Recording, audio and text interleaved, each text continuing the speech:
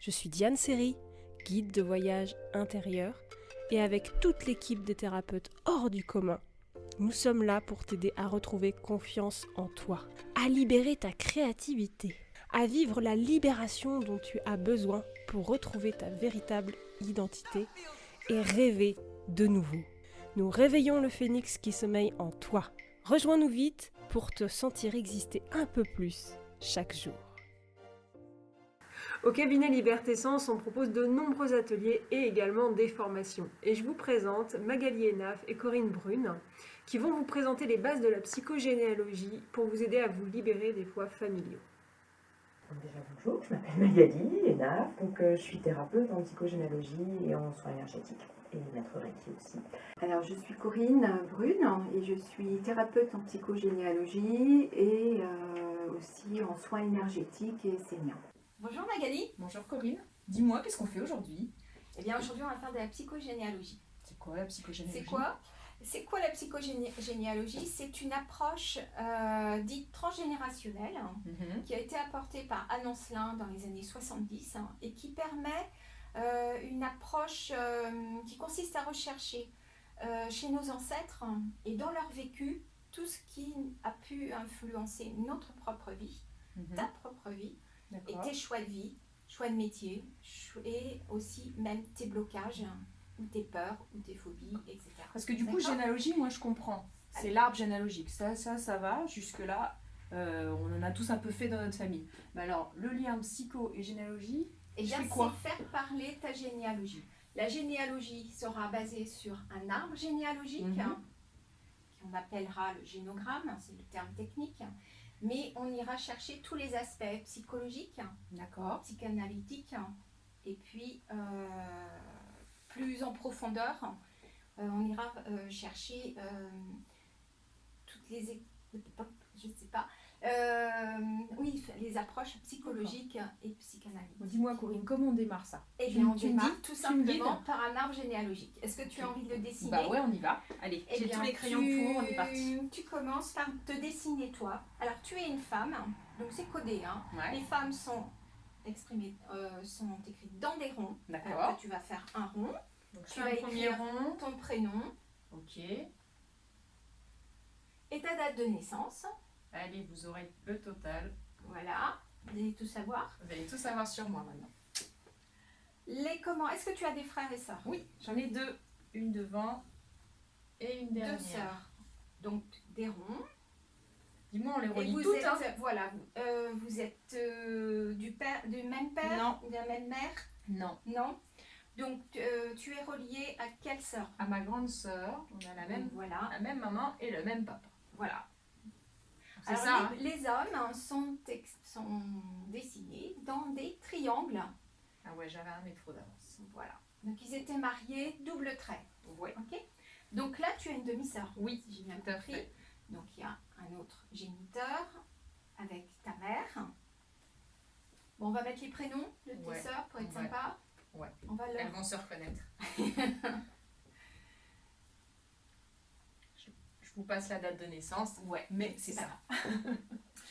Le papa, lui, il a des frères et sœurs? Ouais, plein, mais on va pas tous les mettre, Corinna. Bon, on va simplifier. Tu peux les lier, mais tu vas faire plusieurs bâtons. Ils étaient combien?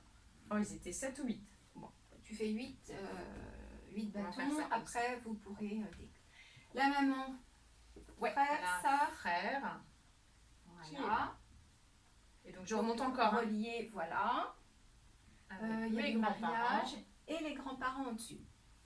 Donc, le papy, la mamie, relié, marié.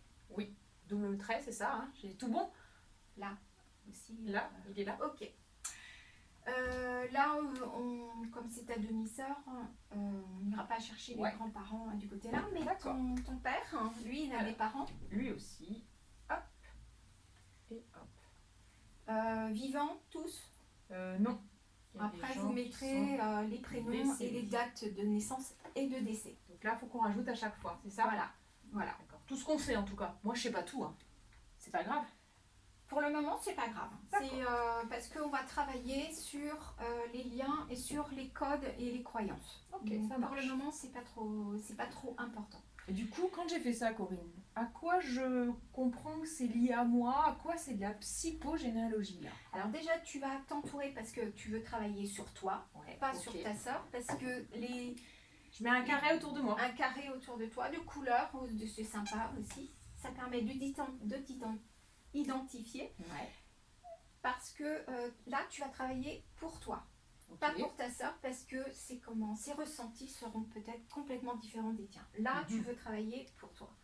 Donc, par exemple, pour vérifier d'où viennent tes blocages, pour comprendre d'où viennent tes blocages, est-ce que tu as envie de travailler sur les liens et les croyances? Bah ouais, pourquoi pas.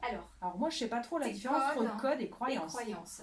Alors les codes, par exemple, eh bien dans ma famille, à telle date, Mhm. eh bien il y a un repas de famille et on n'a pas le droit d'y déroger. D'accord. D'accord? Est-ce qu'il y en a un? Tu veux donner un exemple?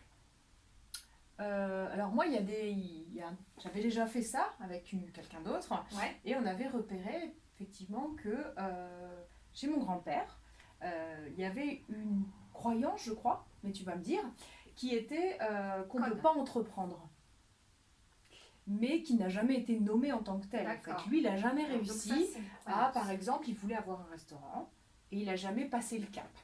Et je me suis rendu compte, moi, que effectivement, quand j'ai voulu entreprendre, quand j'ai voulu créer mon entreprise, ça a été compliqué pour moi. Et du coup, je comprenais pas trop le lien, les choses n'étaient pas dites, c'était Pourquoi pas ça vraiment un code bloquait, comme tu disais, voilà. c'était autre chose. Là, tu es plus sur la croyance. D'accord. Le code, c'est, il y a tous les ans, il y a une chose qui se passe dans cette famille. Personne ne peut y déroger. Il faut être carrément mourant pour dire je peux pas y aller. D'accord. Là, tu parles d'une croyance. C'est-à-dire que là, ton grand-père, il n'a pas osé lancer son entreprise. Ouais. Il avait ses raisons. Il n'y croyait pas, ou il n'avait pas assez confiance, ou bon, il avait d'autres raisons. Et d'une manière transgénérationnelle, c'est descendu cette croyance, je n'y arriverai pas, on va dire ça, Ouais, on va tout à la fait. nommer comme Ouais. ça. Par exemple, eh bien, cette croyance, elle est redescendue Ouais. sur toi. Et c'est pour ça que tu t'es questionné avant de te lancer dans l'aventure. Alors c'est vrai que ça m'a un peu bloqué au début parce que du coup j'ai pas osé y aller. Et puis après j'ai fait du lien avec cette personne que je te parlais et on a compris qu'on était à date anniversaire, c'est-à-dire que lui c'était aux alentours de 40 ans, moi aussi, et du coup on a réussi à trouver l'événement qui bloquait et après on a fait, je crois, un acte symbolique pour aller couper avec ça. Voilà. Il y a une manière de se libérer de ces croyances bloquantes, limitantes, et ça vous permet après de débloquer les situations et d'entreprendre ou oser être vous-même. D'accord? Voilà, donc ça c'est un petit aperçu de ce qu'on fait avec Corinne régulièrement, en séance individuelle ou en collectif. On vous invite, nous, avec cette vidéo, à faire ça pour vous déjà. C'est assez facile, vous avez vu, on l'a fait en quelques minutes avec Corinne. Ça demande une recherche déjà pour trouver des prénoms, de poser votre arbre. C'est déjà se poser la question, il y a combien de monde?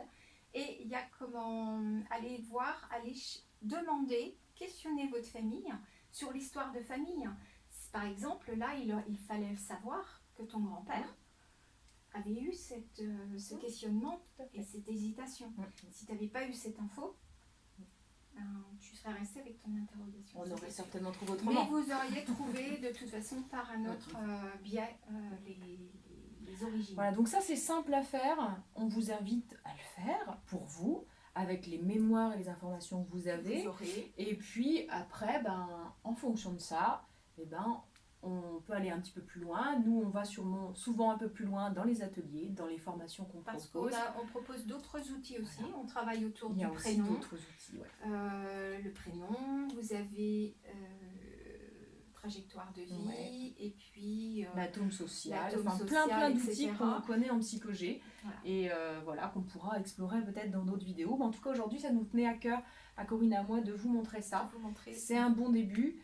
Et on va explorer ça très prochainement dans d'autres formations et dans le programme Phoenix qui va venir. Voilà, on vous dit à bientôt. Bon parcours. Au revoir.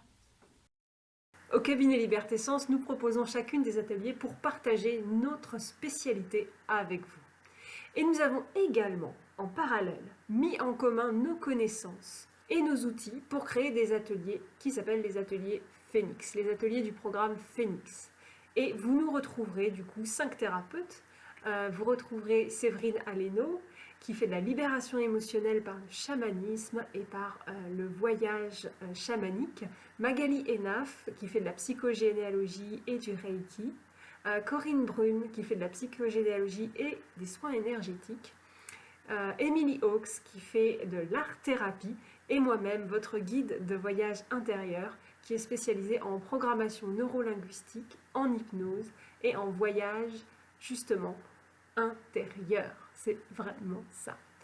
Vous retrouverez les dates de nos ateliers personnels et des ateliers Phoenix dans les dates ci-dessous.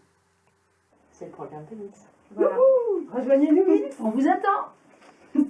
Cette petite flamme de la créativité, parfois elle est éteinte par rapport à notre histoire, parfois elle est un petit peu là, il suffit de souffler un peu dessus pour que ça prenne plus d'ampleur. Vous êtes sans arrêt empêché et enfermé dans différentes coques.